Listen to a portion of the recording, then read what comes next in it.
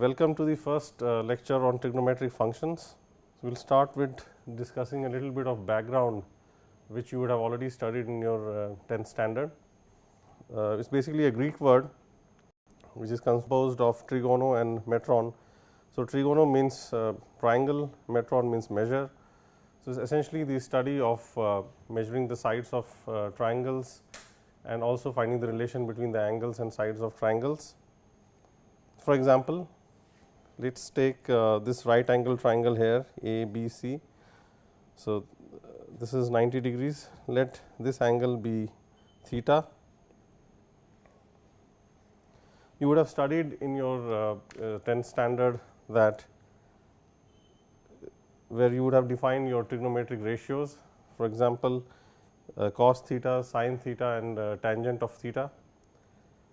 So, for this angle theta, we say this side AB as the adjacent side and this side AC, which is opposite to the right angle in the right angle triangle, is called the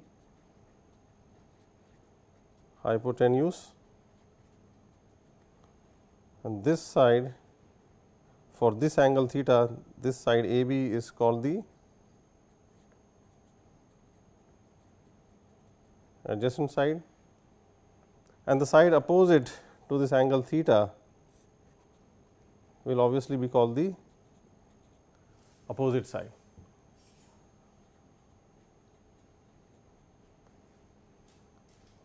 And if you recall, cosine of theta, which you write as cos theta. So, cos is actually a sort of short form for cosine. So, it is actually written as cosine and cos is the short form for it. So, cos theta, you have already read this, that it is actually equal to the length of the adjacent side, which is length of the segment AB, upon the length of the hypotenuse, which is length of AC. Sin theta, again sin is a short form for sine, sine. Sin theta is equal to the length of the opposite side, which in this case is the line segment BC divided by the length of the hypotenuse, which is AC.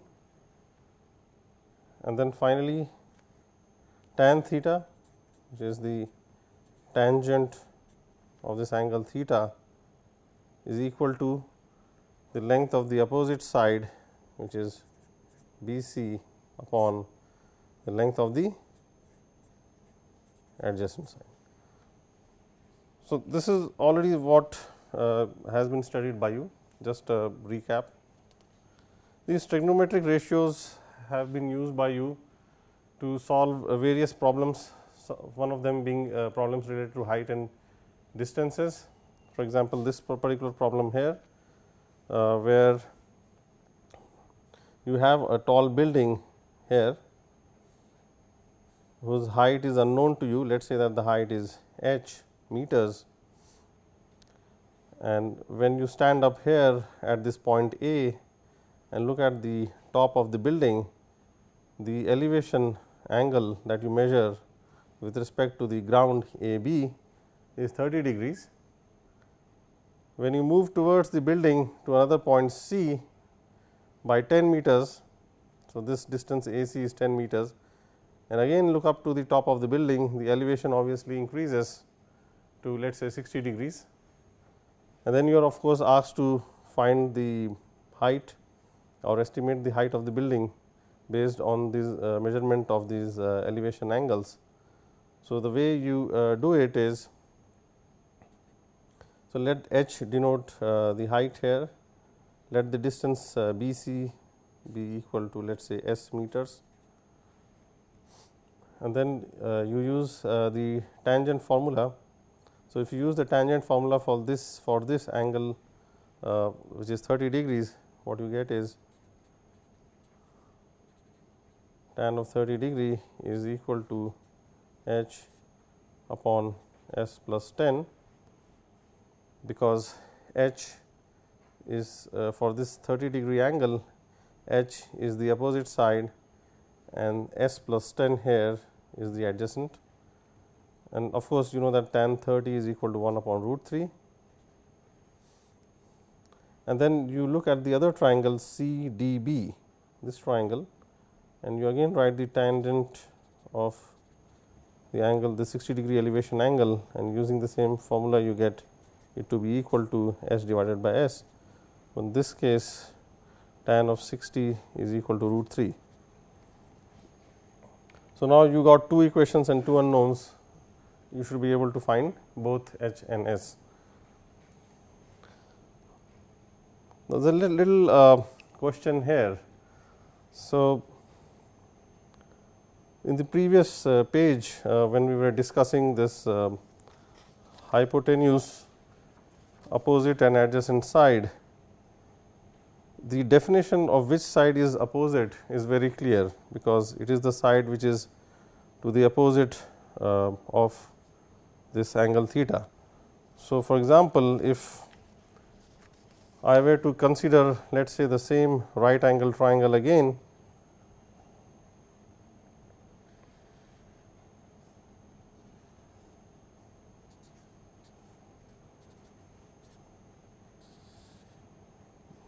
but instead of considering this angle, if theta were to be the other angle, angle ACB, if this were to be theta, then the definition, well, the definition of hypotenuse would still remain the same, because hypotenuse is the side which is opposite to the right angle. So, this will still remain to be the hypotenuse, but the adjacent and opposite sides will now change.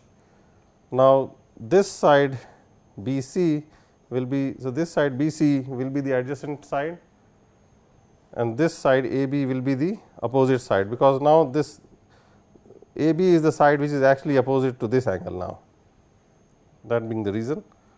So, if you would have seen angles are something which you will encounter everywhere. So, a natural question which comes to mind is how to measure these angles. So, one common measure that we know is degrees.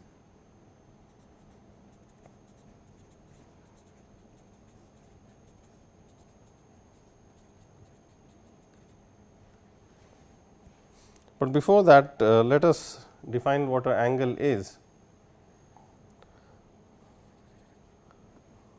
Now, consider this ray OA. So, this is a ray, and let us say that we rotate this ray about this point O. So, this we will keep this point O as fixed, and then we will sort of, so we will keep this point O fixed, and then we will move A like this. So, this fixed point will be called the vertex, and suppose we move it anti-clockwise, and let us say that this is, so this tip here moves from this, let us say, this point A to this new point B. So, this length and this length is the same, and we just rotate it like this. Okay. Now, this side OA is usually called the initial side of the angle. So, when you rotate it, so angle, this angle is nothing but the measure of how much rotation you do. It is a measure of how much rotation is performed when you go from this position to this position. So, this side OA is called the initial side of the angle, this side OB is called the terminal side.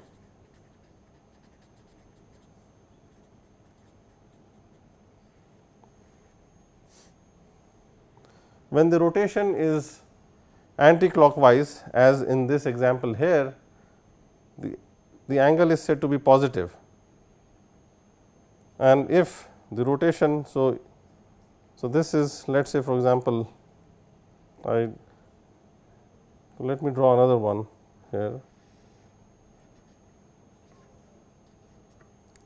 Now, instead of rotating this OA anti-clockwise, if we rotate it clockwise, so let us say we go from here to here. So, this is the initial side, this is the terminal side. So, we are rotating it now clockwise. So, in that case the convention usually is that this angle will be negative. Now, to measure angles, there are two popular measures of angles. One is called one is usually one way to measure it is in terms of degrees. The other way to measure it is in terms of radians. So, we will discuss degrees first, because that is something which you would have already studied. So, if we start with one complete revolution. So, again we consider this ray OA, and suppose we rotate it like this.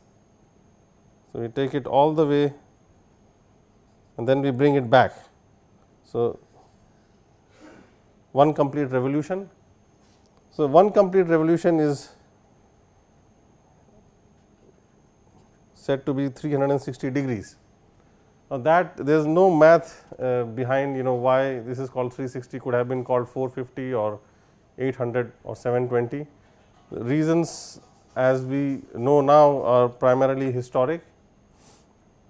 So, we will stick to 360, and then of course, so one complete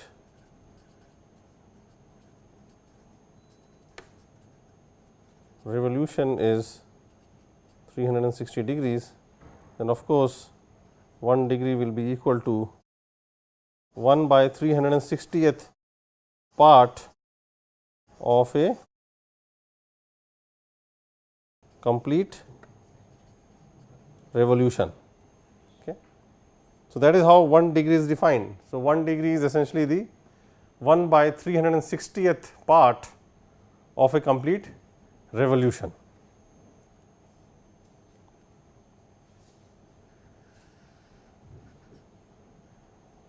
Now, let us again look at that ray OA. Now, if you see if one complete revolution is going to be called 360 degrees, then if we only do 1/4 of a revolution. So, for example, if we go from this OA, which is actually lying down horizontally, to let us say OB, which is standing upright, and if we look at this angle here, then if you see, if we rotate this OB again by another, so let us say that this angle is equal to theta.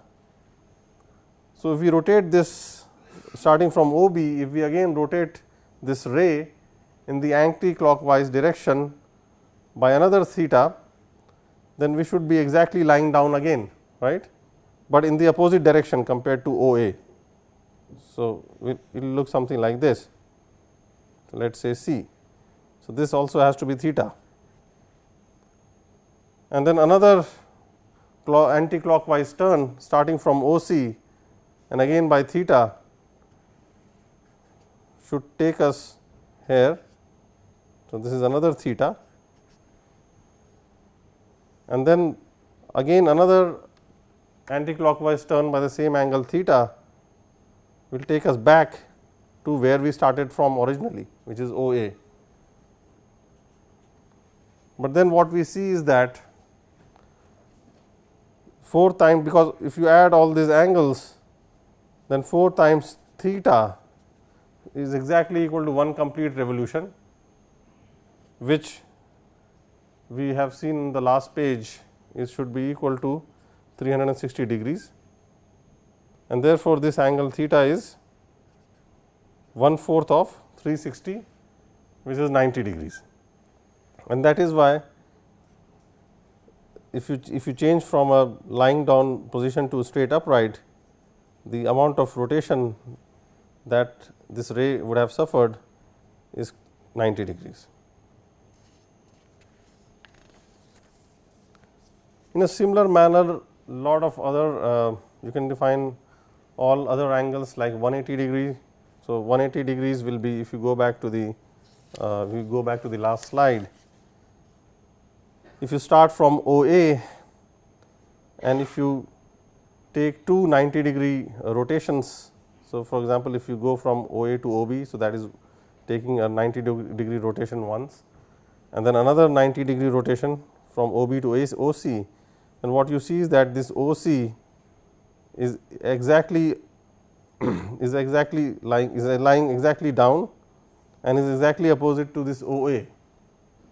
So, essentially this CA is a straight line. So, COA is a straight line and the angle of rotation is this 90 plus this 90, and that is 180 degrees. So, that is why we usually say that a straight line is 180 degrees. Another measure of angles is called the radian, and that might be new to some of you.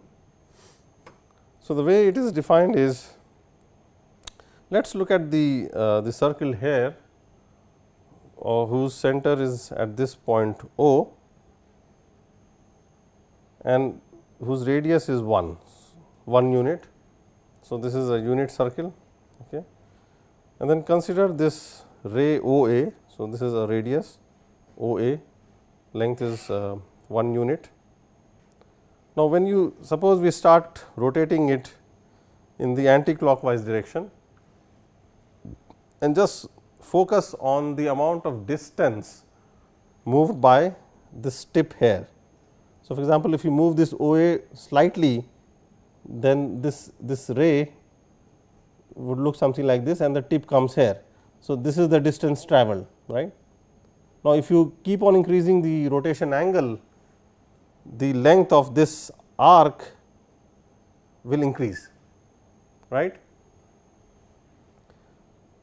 So, if we keep on increasing up till a point, let us say, so we started with the tip was at point A, we move to a point B such that the length of this arc AB is also 1 unit, which is equal to the radius of this unit circle, right.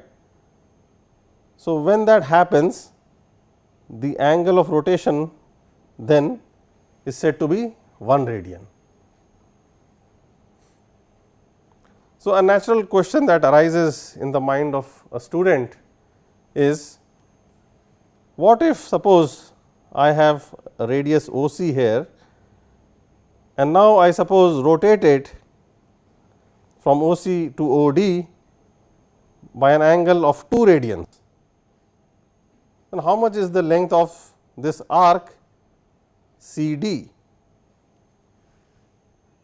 Of course, it appears that definitely it will not be 1 unit, probably be more than 1 unit, but how much exactly?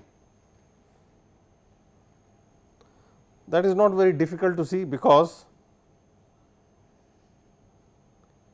this angle 2 radians is nothing but it consists of 2 successive repetitions of rotations, rotating the ray by 1 radian 2 times. So, suppose we initially start with the tip of the ray at this point A,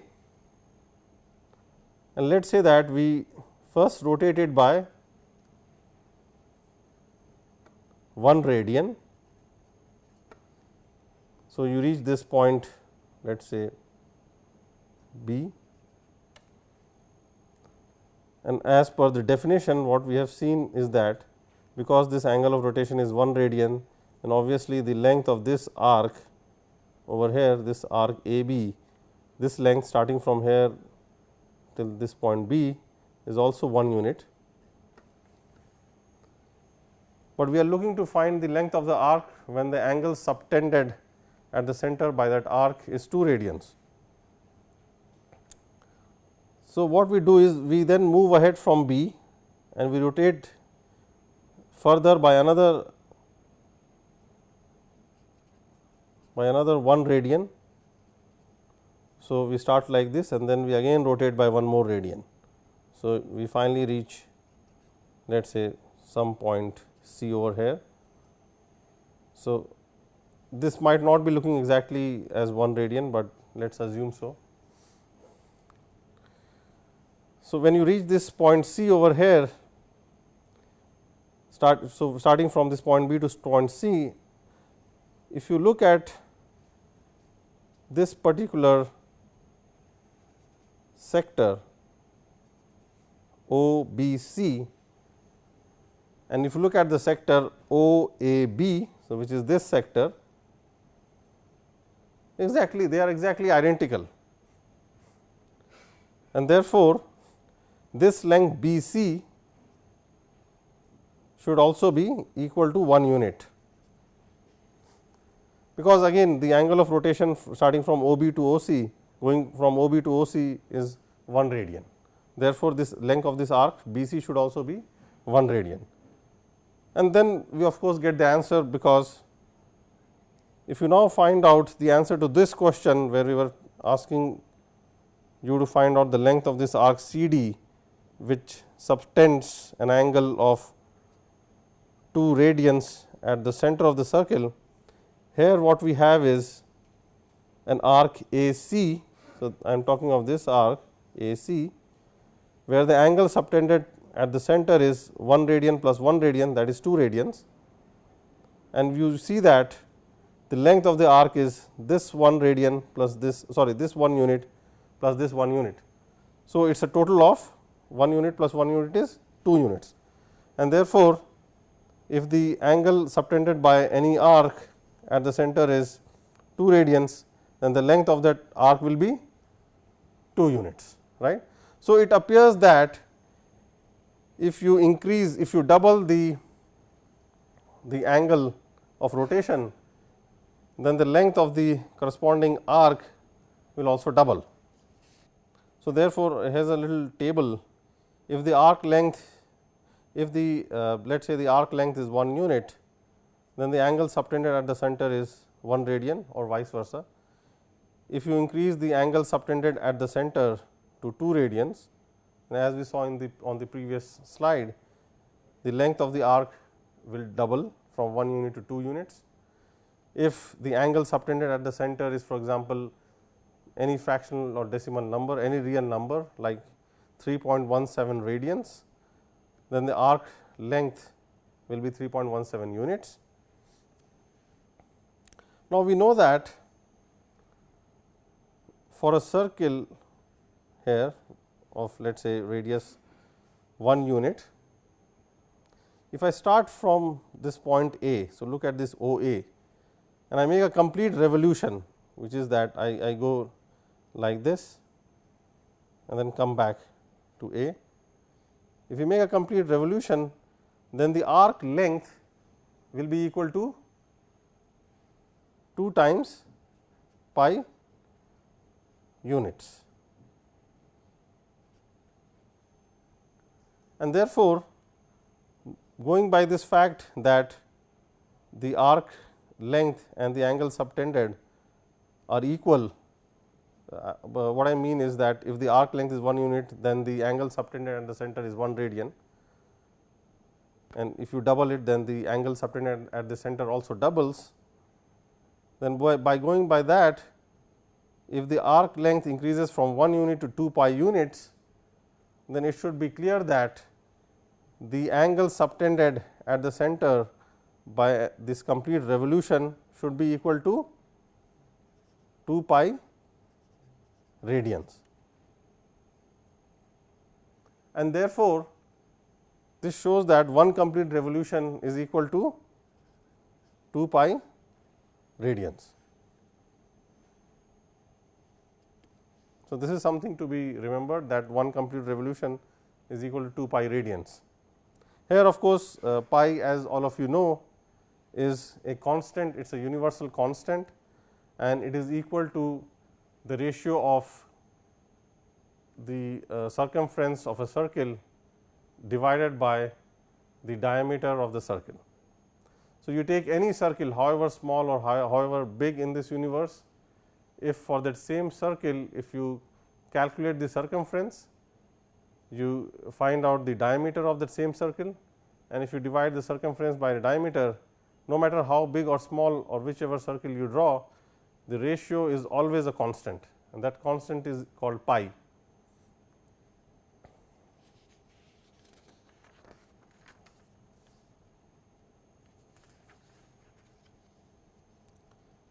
Another related question that might come to mind is, so this, let us say that this inner circle here, so I have what, as you see in this figure, there are two concentric circles. So, one is this circle with the smaller radius, and the other one, the outer circle, has a bigger radius, and both of them have the same center at this point O. And let us say that we have a ray here, so this particular ray, and we rotate it in the anti-clockwise direction by 1 radians. So, that the ray now comes here. Then for the inner circle whose radius is 1 unit, we know that the length of this arc will also be equal to the radius, which is 1 unit, right. But let us say that this outer circle has a radius of r units. So, this is what I am talking about, and it also rotates, we rotate this particular ray by 1 radian, and we want to see the length of the arc on the outer circle, which is this length x. Of course, that will not be 1 unit, because 1 unit was the length of the arc in the inner circle, and as you can see, it appears that this is definitely more than 1 unit, but how much is it? So, if you see in this table, for the outer circle, let us say that we do not know this arc length.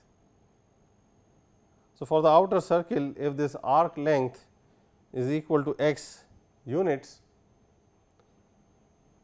then as we have drawn it here, the angle subtended at the center is 1 radian. Okay. And from the previous slide, we know that one complete revolution is equal to how many radians? One complete revolution is equal to 2 pi radians, right. So, this is one complete revolution.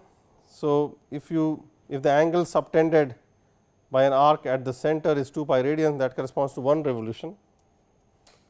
So, if you increase the angle subtended by the arc from 1 radian to 2 pi radians, which is one complete revolution, then the arc length should also increase in the same ratio, which is that since here you are increasing the angle by 2 pi times, the arc length should increase from x to 2 pi x.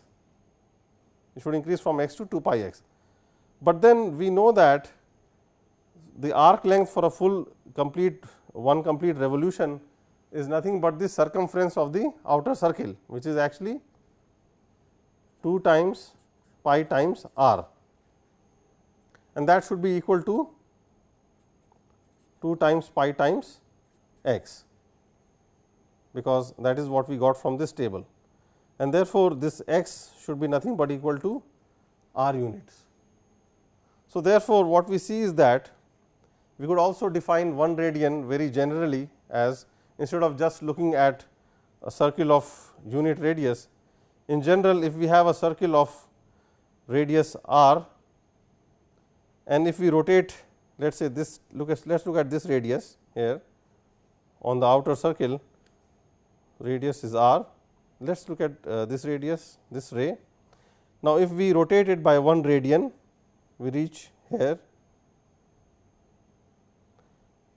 So, in that case, because we rotate it by 1 radian, this particular arc length will be equal to the radius itself, which is r. So, essentially 1 radian could be defined as the rotation angle such that the length of the arc corresponding to that rotation angle is equal to the radius of the circle. The next step is, so this is what we were discussing in the previous slide, that if you have a circle of radius r and you look at this ray OA, if you rotate it by 1 radians, then the length of this arc here will be equal to the radius, which is r units. Next question is, suppose we have a ray OC and I rotate it by theta radians, then what is the general formula for the length of this arc CD? So, again we have a table here. We know that from the previous slide that if in this circle of radius r, if the angle of rotation is 1 radian, then the arc length will be r units equal to the radius. If it is 2 radians, then of course, the arc length will also double, it will become 2 r units. In general, if it is any real number times 1 radian, for example, 3.98 radians, then the arc length will also increase proportionately to 3.98 r. And therefore, if the angle is in general some theta radians, for example, like this here, then the arc length should also increase, because if so, what is happening is that compared to 1 radian, we are increasing it or decreasing it to theta radians. So, there is a multiplying factor of theta here going from 1 to theta, and therefore, the arc length should also increase proportionately from r to theta r, and therefore, that is how we get our answer, that the length of this arc corresponding to this angle of rotation theta will be equal to theta times r units. As many of you would have guessed by now that there is a relation between these measures, which is what we will discuss now. So, we earlier said that one complete revolution is 360 degrees, that is when we were defining what a degree is, and later on we also said that one complete revolution is equal to 2 pi radians, and therefore, since they have to be the same, 2 pi radians should be equal to 360 degrees, and therefore, 1 radian should be equal to 360 divided by 2 pi degrees. So, if you use the approximation that pi is equal to 22 by 7, which is an approximation, then you just get 360 divided by 44 by 7, which is approximately 57.27 degrees.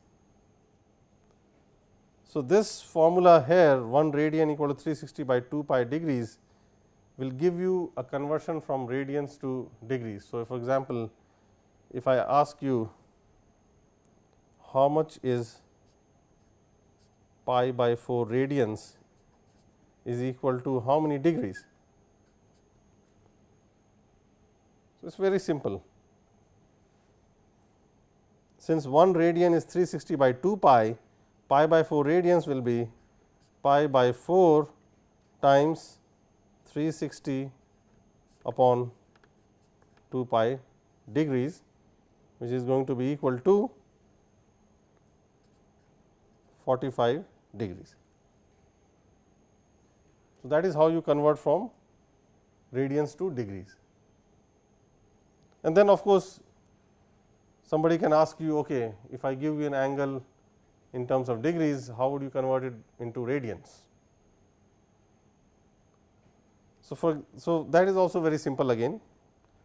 So, we just invert the whole argument and say that now 360 degrees is equal to 2 pi radians, and therefore, 1 degree has to be equal to 2 pi upon 360 radians. And suppose if somebody asks you to, let us say, find out how many radians is 135 degrees. It is very simple, because if since 1 degree is 2 pi by 360 radians, 135 degrees will be equal to 135 multiplied by 2 pi upon 360 radians, which will be equal to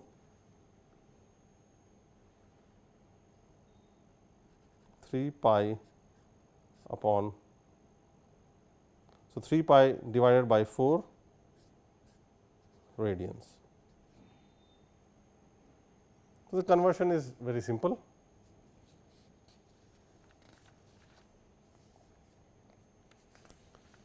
Let us take a little example here. So, what I have drawn here is a clock.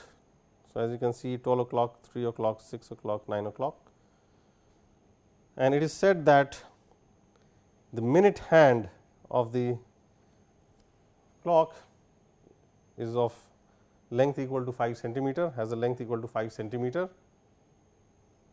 Now, how much does the tip move? How much does the tip of the minute hand move in 42 minutes? So, let us assume that the minute hand was at this position to start with, and then it has to rotate by some angle, and then finally, after 42 minutes it would reach here. So, let us first try to find out this angle of rotation. Now, we know that one complete revolution is equal to 2 pi radians, but then this is not one complete revolution, right. This is only, so since in this case one complete revolution of the minute hand of the watch is going to be 1 hour, which is actually equal to 60 minutes, whereas we know that in this problem we are asked to find out how much the tip has moved in 42 minutes, and because 42 is less than 60, it is not a complete revolution. In fact, it is equal to 42 upon 60 of 1 revolution. Now, since one complete revolution corresponds to a rotation of 2 pi radians, 42 by 60 of 1 revolution will correspond to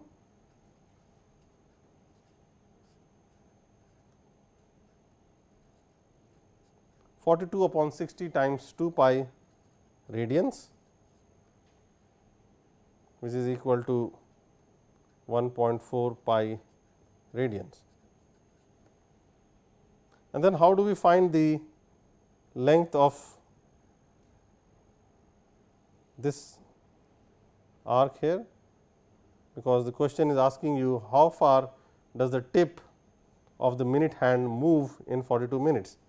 So, to find the length of this major arc corresponding to this rotation by angle theta, as we saw on the previous slide, the length of this arc will be L equal to the angle of rotation theta times the radius of this circle. In this case, the radius of the circle is nothing but equal to the length of this minute hand, which is 5 centimeter. So, the answer is equal to 1.4 pi times 5 centimeter, and if you use pi equal to 22 by 7 as an approximation, then you will get it to 1.4 times 22 by 7 times 5 centimeter, which is going to be equal to 22 centimeter. So, this was quite a bit of background which many of you would be knowing. Now, the purpose of this session and the other sessions to come would be to generalize these trigonometric ratios that you would have already learnt in your previous classes to trigonometric functions. So, we go back to sine and cosine again and try to generalize them to sine and cosine functions. So, in this slide what we have here is a unit circle, it has radius 1 unit, whose center is at this point O. This, I call this horizontal axis as the x axis and the vertical as the y axis. Now, consider this point P on the unit circle here, whose x and y coordinates are a and b respectively. So, what this means is that if you project this point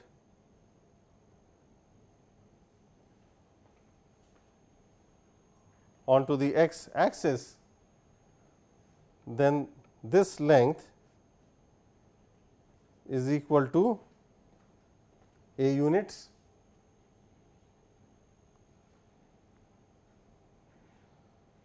this is A units, and this length is the projection of this point onto the y axis, and of course, that will be equal to B units. And let us connect this point O to this point P. So, if we see this, so what we have here is a right angle triangle, and let us call this angle as x.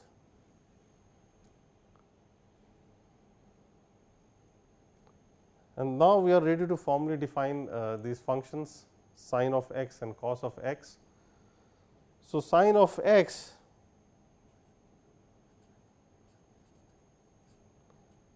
will be equal to, as you have already studied earlier, if you look at this triangle O P and let us call this point as B, sin of x is equal to B divided by the length of the hypotenuse, but since it is a unit circle, this hypotenuse is of unit length. So, sin of x is simply equal to the y coordinate of this point P, and similarly cosine of x will be equal to A by the hypotenuse, which is again of unit length. So, it is simply A.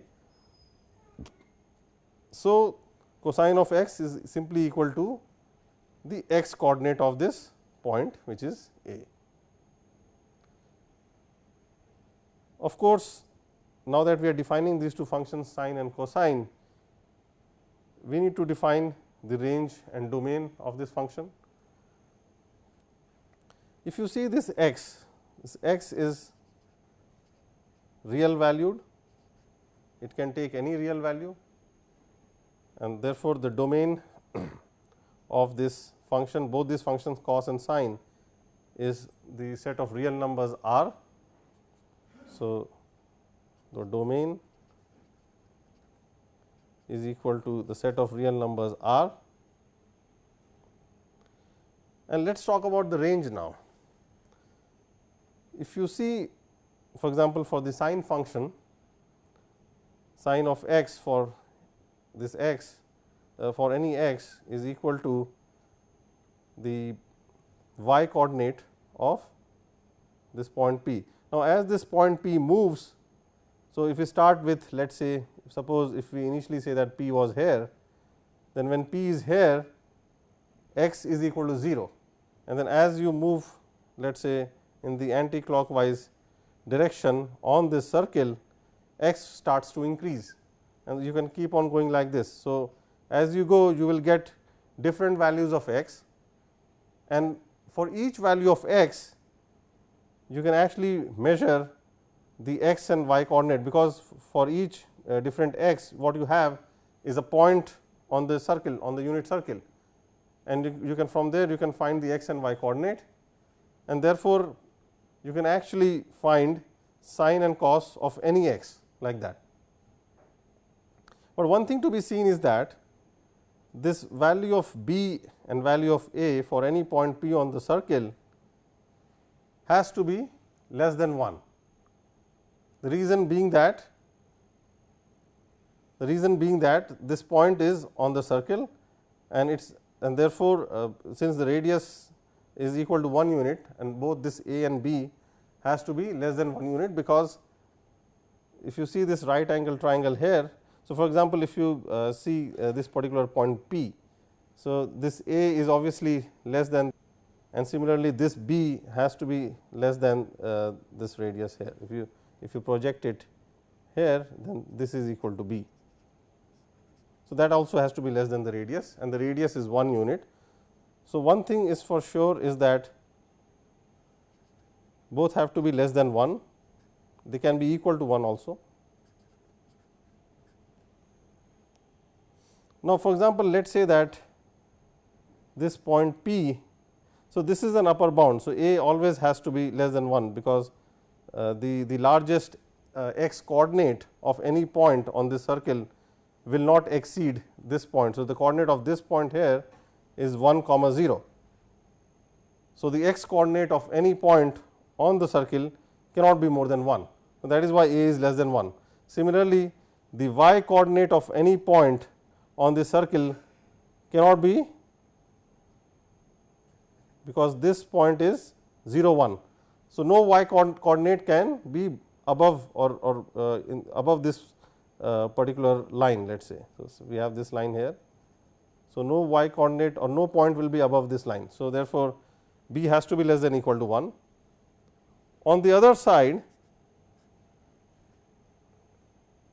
for example, if we the moment we rotate it more than 90 degrees. So, let us say we have a point here q. So, obviously, as you can see, the x coordinate of this point is negative, and the largest negative value that the x coordinate of any point on this circle can be is when we reach, let us say we rotate and reach this particular point whose coordinate is minus 1 comma 0. So, the x coordinate of any point has to be greater than or equal to minus 1. Similarly, the y coordinate also has to be greater than or equal to minus 1. So, as you can see, the range of both this sine and cosine functions. So, this is the range of both the cos, because sin x is b and cos x is a. So, the range of both the sine and cosine function is between minus 1 to plus 1. So, there are some other properties that given that we have defined these functions, we can discuss some properties that these functions will satisfy. So, if we go back to the previous slide where we had drawn the circle, let me draw a circle for you right now. So, this was the x coordinate, x axis, and this is the y axis here, and we had drawn this point P with x and y coordinates as a and b respectively. So, this was x, so this was a, and this length was b. This is O. Let us say that this point here is a, and we had said that sine of x is equal to b and cos of x is equal to a. Now, if you look at this right angle triangle over here OAP, then from the Pythagoras theorem we know that OA square. So, OA is the length of this segment OA, OA square plus AP square is equal to OP square, and therefore, this now this OA is nothing but A. So, essentially what we are saying is that A square plus B square is equal to OP square. Now, since this is a unit circle, this OP is equal to 1. So, this is equal to 1, and A is nothing but cos x. So, what we get is cos square x plus B is sin x, sin square x equals 1. So, for any x, sin square x plus cos square x is always 1.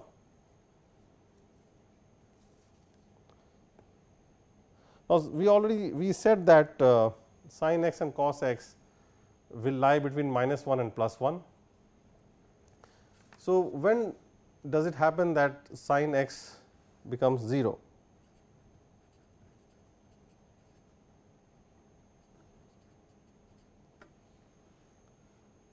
If you again look at this circle here with points on the circle, sin x is equal to the y coordinate of the points on this circle, x being the angle of rotation. So, sin x equal to 0 basically means that we want to find out for which point does it happen that the y coordinate becomes equal to 0. So, that of course, if you look at this circle and all the points on the circle, there are only 2 points where the y coordinate is 0. So, one is this point here, which is 1 0. Now, for this point the angle x is equal to 0. So, this is one solution, that sin x is 0 when x equal to 0.